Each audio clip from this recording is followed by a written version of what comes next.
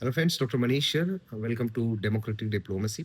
सवाल ये है कि आखिर राहुल गांधी हों या दामोदर दास मोदी जी, इनको मंदिरों को सरकारी नियंत्रण से जो मुक्त करने वाला मामला है, इसमें दिक्कत क्या आ रही है?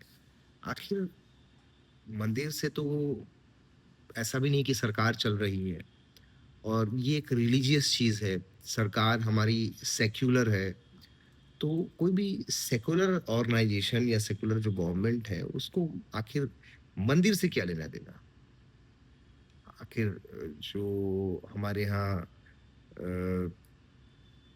पंजाबियों के जो भी अ, गुरुद्वारा साहिब होते हैं, वो उन पे सरकारी कोई नियंत्रण नहीं है। इस्लामिक जो भी इनके होते हैं, उन पे कुछ नहीं है। जितने भी रिलीजन है, ईसाइयों का जो चर्च है, दरगाहें हैं जितनी, तो इन पे जब कोई नहीं, तो आखिर हिंदुओं के मंदिरों में ऐसा क्या है? क्या सिर्फ ये खजाने का मामला है कि जो चढ़ावा आता है उससे सरकार को पैसा मिलता है, वो एक बहुत बड़ा एक्सचेकर जिसको लूज नहीं करना चाहती? या मामला उससे भी बहुत ज्यादा गंभीर है? मामला ऐसा है कि इससे इनको पॉलिटिकल खतरा है।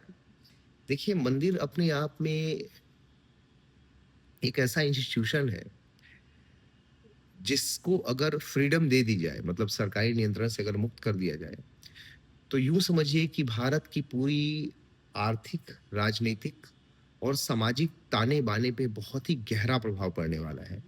यही कारण है कि कोई भी पॉलिटिकल पार्टी मंदिरों को मुक्त नहीं करना चाहती, क्योंकि मंदिर अगर मुक्त हो गए, तो देखिए सबसे पहला जो सामाजिक प्रभाव पड़ेगा, राजनेताओं का जो इजी मील है, मतलब देखिए उनको राजनीति करनी है, तो राजनीति में क्या चाहिए? उनको वोट चाहिए। वोट के लिए एक ऐसा परमानेंट डिवीजन चाहिए सोसाइटी में कि बिना कुछ करे उनको वोट मिलता रहे।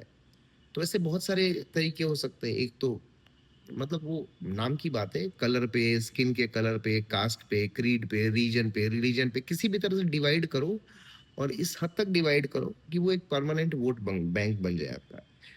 इसके अलावा फिर ऐसा इकोनॉमिक कंडीशन कंड्यूसिव कर दो कि लोग डेमोक्रेसी में पार्टिसिपेशन और हक की बात करना ही भूल जाए। उनके लिए लाइवलीहुड और जीवन जो जीने का वो है, प्रश्न है, वही सबसे बड़ा हो जाए, तो फिर उसके बाद बाकी इंसान के लिए चीजें नहीं रह जाती। मतलब साइकी में भी ऐसा है कि कुछ चीजें मूलभूत आवश्यकताएं होती है। अब जीवन एक मूलभूत चीज है, जब रहेंगे ही नहीं तो फिर बात की चीजें का कोई मैटर नहीं करता। तो जब आपके जीवन पे ही थ्रेट रहेगा, आपके जीवन बसर पे ही थ्रेट रहेगा, इतना सारा समाज में डिफरेंसेस रहेगा कि आपके लाइफ पे ही हमेशा थ्रेट है, तो फिर अब बाकी चीजों के बारे में तो कोई बात ही नहीं होती। तो देखिए, किसी भी समाज में क्या होता है, कई लेयर्स होती हैं। पहला लेयर जो होता है वो एक रूलिंग क्लास का, रूलिंग एलिट्स। दूसरा होता है मिडिल क्लास। तीसरा होता है जो सबसे बेंथिक लेयर है, सबसे नीचे वाला जो स्ट्राटा है, जिसमें रोजमर्रा की जिंदगी ही एक फाइट है। तो सरकार हमेशा क्या चाहती है? मिडिल क्लास एक ऐसा क्लास होता है जो कि इंटेलेक्चुअल होता है, और जो अपने जीवन यापन के लिए या जो जो भी जरूरी मूलभूत चीजें होती है, उनके लिए बेसिकली वो गवर्नमेंट पे ज्यादा डिपेंडेंट नहीं रहता। तो वो गवर्नमेंट की पॉलिसीज का विरोध कर सकता है, मुखालफत कर सकता है। अब सवाल ये है कि अगर वो मुखालफत करेगा, तो गवर्नमेंट के लिए दिक्कत की बात है। तो गवर्नमेंट एक हमेशा ट्रैप क्या करती है, वो चाहती है हमेशा कि मिडिल क्लास जो है, जो वैसे लोग जो कि गवर्नमेंट की पॉलिसीज को या डेमोक्रेसी का जो वाइप आउट करना चाहता है, बेसिकली पावर स्टार्विंग, तो ये का जो कॉन्सेप्ट है, पावर ग्रैबिंग का जो कॉन्सेप्ट है, ये तो जब से ह्यूमन है, जब से सेटलमेंट शुरू हुआ ह्यूमन हिस्ट्री में, लोग समाज में रहना शुरू किए, तभी से। तो वो चाहते हैं कि पावर ग्रैब करें। तो पावर ग्रैब करेंगे कैसे? जब तक ये मिडिल क्लास, इंटेलेक्चुअल क्लास रहेगा, उनका विरोध करता रहेगा, तो ये दिक्कत की बात है। अब मंदिर जो क्या है, वो एक बेसिकली इंटेलेक्चुअल क्लास का सेंटर है। तो इनकी जितनी भी डिसिसिव जो डिवाइस करने वाली, डिवाइड करने वाली पॉलिसीज है, डिसिसिव पॉलिसी है, तो वो उनका विरोध करता है। क्योंकि देखिए, जैसे हमारे यहाँ भारत में क्या है, सबसे पहले कास्ट है।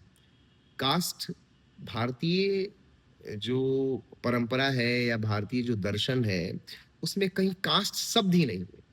हमारे यहाँ जाति व्यवस्था कभी रही ही नहीं है। जाति व्यवस्था तो संविधान ने बनाया, संसद ने बनाया ताकि हिंदुओं को तोड़ सके। तो जब मंदिरों का उत्थान होगा, तो जब वहाँ मंदिर में दलित भी पुजारी होंगे, ठीक है? अभी भी हैं बहुत सारी जगह पे और उनको और ज़्यादा प्रमोट किया जाएगा। सारे वर्णों के दलित तो कोई शब्द है नहीं बेसिकली, शूद्र भी होंगे, सारे अन्य वर्णों के भी होंगे, तो आपस में प्रेम, भाईचारा बढ़ेगा। तो इससे गवर्नमेंट की डिसीज़न जो डिवाइड करने वाली पॉलिसीज़ है, उस पे थ्रेट है। इकोनॉमिक पर्सपेक्टिव से देखें तो मंदिरों के पास जो पैसा दान से आता है, उससे बहुत सारे सामाजिक कार्यक्रम चलाए जाते हैं। होटल का बिज़नेस है, तो पहले हमारे देखते हैं पहले हमारे धार्मिक जितने भी स्थल होते थे, उसमें क्या होता था, बहुत सारा फ्री या बहुत ही लिमिटेड रेट पे जो बिल्डिंग्स बना के वो लोग रखते थे, उसमें हम लोग जाते थे, रहते थे बहुत लिमिटेड रेट्स पे। अभी भी काफ़ी सारे जगह हैं। तो उससे क्या होता है कि बहुत सारा जो बिज़नेस है वो डाउन होगा। दूसरा क्या कि जब पैसा मंदिरों के पास आता है, उससे हेल्थ केयर फैसिलिटीज़ और अन्य फैसिलिटीज़ बनाई जाएगी। उससे क्या होता है कि समाज में धर्म का पेनिट्रेशन बढ़ता है। समाज का आदमी जो है, जो नीचे का लेवल का आदमी को देखता है कि अरे, ये जो मंदिर का जो धर्मशाला है या ये जो हॉस्पिटल है, यहाँ इतना सस्ता इलाज है, यहाँ इतना अच्छा इलाज है। तो गवर्नमेंट से वो क्वेश्चन करेगा फिर, जो कि गवर्नमेंट को फिर बैक फुट पे ले जाता है। इसके अलावा क्या है कि जब धर्म की सत्ता बढ़ेगी, तो धर्म के प्रभाव में जब लोग आएँगे, तो सत्ताधारियों की जो पावर है, वो भी कर्टेल होती जाती है। तो इनको जो एबंडेंट फ्रीडम मिलती है, उस पे भी एक थ्रेट हो जाता है। ये बहुत बड़ा ये सारे रीज़न है कि कोई भी सरकार हो, ये बिल्कुल मंदिरों को आज़ाद करने के या मंदिरों को फ्रीडम देने के पक्ष में नहीं है। पैसा सिर्फ़ एक कारण नहीं है कि उससे जो पैसा आता है, उसके बाद जो सामाजिक आर्थिक बदलाव होंगे, वो एक बहुत बड़ा समस्या है। यही कारण है कि दामोदर दास मोदी हो चाहे राहुल गांधी हो, ये चाहते ही नहीं कि समाज में एकता है। समाज में ये वर्ण व्यवस्था जो है, ये वापस आए और जाति व्यवस्था जो है वो टूटे, वो चाहते ही नहीं है। जबकि ये तो फैक्ट है कि जातियाँ सरकारों ने बनाई हैं, ब्रिटिशर्स ने बनाई हैं, उसके बाद जो रूलिंग क्लास भारत में आया, उन्होंने उसको और ज़्यादा तोड़ा और ज़्यादा फैलाया ताकि समाज में डिवीज़न पैदा हो, समाज के में लोगों का प्रेम। देखिए धर्म कितनी बड़ी चीज़ है। आप कितना भी संविधान लड़ा ले, कुछ भी कर ले, भाइयों में जो प्रेम होता है, परिवार में जो प्रेम होता है, वो क्या संसद की वजह से आया है? धर्म के ह्रास होने से परिवार का ह्रास होता है। लेकिन खैर इन चीज़ों से जो रूलिंग क्लास होता है, मैं रूलिंग क्लास सिर्फ़ इंडिया के कॉन्टेक्स्ट में नहीं बात कर रहा हूँ, मैं किसी भी स्टेट के कॉन्टेक्स्ट में बात कर रहा हूँ। उनसे इन लोगों को दिक्कत होती है। यही वजह है कि किसी भी हाल में ये मंदिरों को आज़ाद करने के, फ्री करने के पक्ष में नहीं है। मैं सिर्फ़ इस मंदिर के कॉन्टेक्स्ट में नहीं बात कर रहा हूँ, जब मंदिर मान लो हिंदू ही खत्म हो जाते हैं, तो भी जो रूलिंग क्लास होगा, वो चाहेगा कि अगर मान लो ईसाईयत हो जाए, इस्लाम का तो अलग ही कॉन्टेक्स्ट है। इस्लाम में चूँकि सत्ता जो है वो कभी भी रूलिंग क्लास को दी ही नहीं गई है, तो वहाँ एक अलग ही मामला हो जाएगा। लेकिन अगर ईसाईयत भी है, तो वहाँ भी देखिए जो ईसाई कंट्रीज़ हैं, वहाँ भी धर्म को बहुत ज़्यादा बढ़ने नहीं आता, अपने रीजन है। बाहर प्रोपेगेट करो, आप कुछ भी करो, उसका बेनिफिट उठाएँगे वो लोग, लेकिन अपने यहाँ डिवाइड करके रखते हैं। यही कारण है कि भारत में किसी भी हाल में ये लोग मंदिरों को मुक्त नहीं करने जा रहे हैं। बट इसके लिए समाज को आगे होना आना होगा, क्योंकि समाज को मंदिरों से फ़ायदा है। जब मंदिर स्ट्रॉन्ग होंगे, तो पॉलिटिकल जो रॉन्ग हो रहा है, उसके अगेंस्ट भी लोग खड़ा होना शुरू हो जाएँगे। ये भी एक बहुत बड़ा बेनिफिट है उसका। तो मुझे लगता है कि आप सभी को इस कॉज़ में सपोर्ट करना चाहिए कि हमारे मंदिरों को जल्दी से जल्दी ये जो लोग हैं, ये फ्री करें। Thank you.